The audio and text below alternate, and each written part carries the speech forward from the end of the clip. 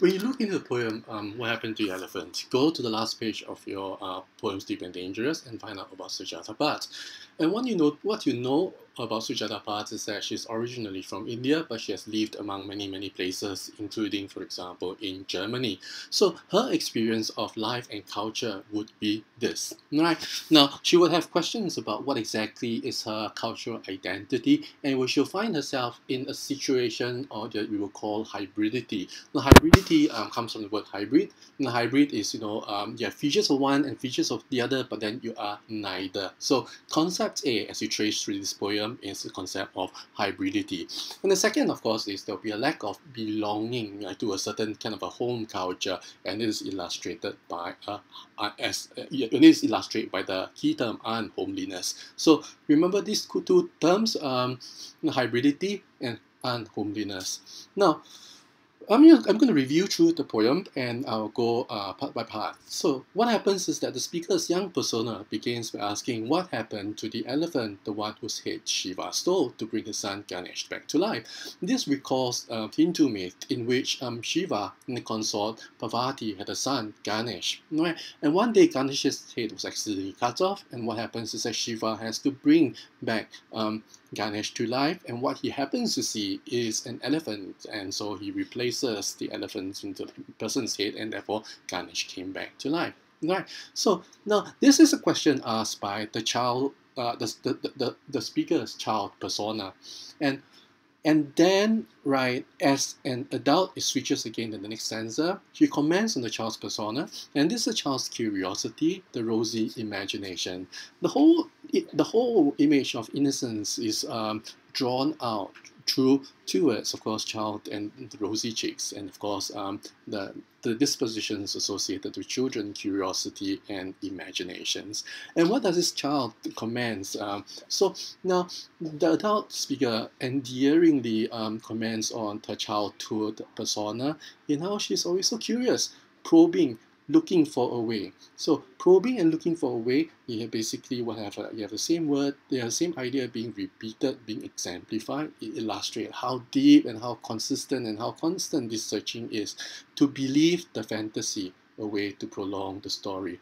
Now, here is a quite interesting thing. This child obviously does not believe in the Hindu, the literal myth of the Hindu myth, or the literal parts of the Hindu myth, but she wants to believe, right? But the nature of belief is a different thing. The nature of belief is basically to want to prolong the story. And why does she want to prolong the story? Because she doesn't want story to end with death. She wants it to end with life, with justice for all.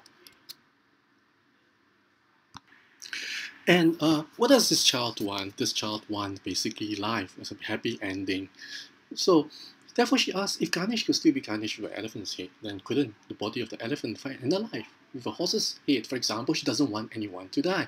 I'm going to comment on a second level of interpretation, one about cultural identity. I'm just going to just highlight to you that there is also this aspect. Alright, so if we found a horse's head to revive the elephant's body, which is a true elephant, she wants to revive the elephant, and maybe she wants to even revive the horse and so on. What shall we do about the horse's body? She doesn't want anybody to die because the child refuses to accept Shiva's carelessness. And mind you, here it is. Shiva, notice her attitude towards Shiva is earlier on we heard that she finds Shiva a thief, and then now Shiva is carelessness. And she has a kind of a moral and ethical belief, a system that she finds actually greater than the literal Hindu, greater and more important than the literal Hindu mythology. And what is it? And this is her idealism about a life without death at all. But there is a turning point now as the adult speaker continues, and as I gaze at the framed postcard of Ganesh on my wall, I also picture a rotting carcass. And what you want is the first kind of image, the first set of imagery here is of decay and decomposition. Rotting carcasses, beheaded elephants, all crumpled up, covered with bird shit, vulture shit. And it is actually not, they are not very comfortable images, and it's actually very, very intentional. Okay, because right now, what the child, the speaker's persona, child persona, has refused to do is to confront with death. Now she has embraced with the earthiness of death, and it's not something to be dreaded and avoided, but something to be embraced. And so she returns and talk about the elephant. She returns to the elephant, whose head survived for Ganesh. She dies. She acknowledges that is part of the reality of life. And the others in the herd, the thousands in the family, must have found him. They stared at him for hours with their so slow swaying sadness. So the dance begins with 3 alliterative S words that suggest this swishing sound as they move. That is actually quite mournful and quiet and yet gentle. And if you listen to the rhythm of the last few lines, you will find that 2 stresses in each line that creates the rhythmic dance. How they turned and turned in a circle, their trunks facing outwards and then inwards toward the headless one. This is a dance, right? It ends up with a dance, a group dance that no one talks about. It ends up with the adult obviously maturing, embracing the reality of life involves not escaping the implications of death, but also embracing it. The next thing you need to look into, remember I talked about a second layer, and the second layer is the question about her identity.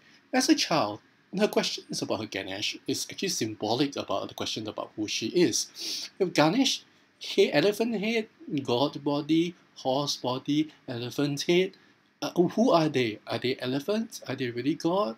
Who is the real elephant? And so on. These are questions about her identity and reflects her sense of her hybridity, of unhomeliness. And so when we go into the stanza that says, when I gaze at the framed postcards of Ganesh on my wall, traditional Hindu homes would either, enshrine a huge icon of Ganesh in an important place, in a home shrine, right? She tries to retrieve a little bit of this identity. It's still part of her. So she has a kind of an informal shrine of a sort, but not the full religious kind. Something that reminds her of this part of her identity. But then the picture of Ganesh is actually a framed postcard. And the postcard is something from something people send to you from a distance. And so this gives a sense that her relationship to this symbol of her identity is actually quite distant. But now, as a child, she would wonder about all these questions about identity. Is she truly Hindu or not? And it's actually very, very interesting because at the end, she talks about this is a dance, a group dance, a dance that no one dance around. This is a dance of death of the elephant. This is a dance of life, the living, moving, swaying elephants around it. And if you recall, earlier on as a child, she thinks Shiva is careless, Shiva is a thief. But there's a key image of Shiva as the Nataraja. Nata, dance, Raja, king. So the king of the dance, the wheel of life and death. There is implicit in the last image, an image of Shiva as God, dancing the dance and life, that which perhaps she wouldn't recognize. And for some strange, subtle reason, here she returns and connects to the childhood mythologies and belief.